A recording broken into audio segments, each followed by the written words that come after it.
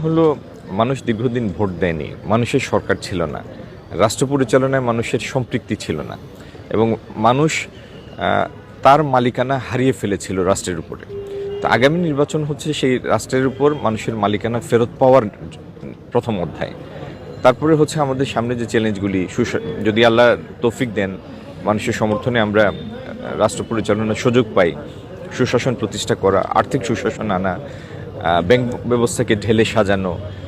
বিনিয়োগের জন্য বাংলাদেশকে তৈরি করা, দেশি এবং বিদেশি বিনিয়োগের জন্য, এবং বিশেষত সিলেটের কর্মসংস্থানহীনতা দূর করা, জলাবদ্ধতার অবসান ঘটানো, অনলাইন গেমলিং থেকে সিলেটকে বের করা, ড্রাগের প্রকোপ থেকে সিলেটকে বের করা, আমাদের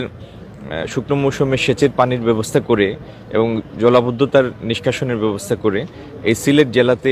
প্রায় 8 থেকে 10 লাখ টন বাড়তি শস্য উৎপাদনের ব্যবস্থা করা। অনেকগুলি চ্যালেঞ্জ নিয়ে এবং অনেকগুলি লক্ষ্য নিয়ে আমরা কাজ করছি। যদি আল্লাহ তৌফিক দেন, আমরা যেভাবে মানুষের দ্বারে দ্বারে গিয়েছি, কর্মসূচিগুলো উপস্থাপন করেছি, আমাদের দৃঢ় বিশ্বাস মানুষ বিএনপির বিগত দিনের পারফরমেন্স এবং আমাদের আগামী দিনের পরিকল্পনাকে বিবেচনা করে ইনশাল্লাহ আমাদেরকে সমর্থন করবেন এবং রাষ্ট্র পরিচালনার সুযোগ দেবেন।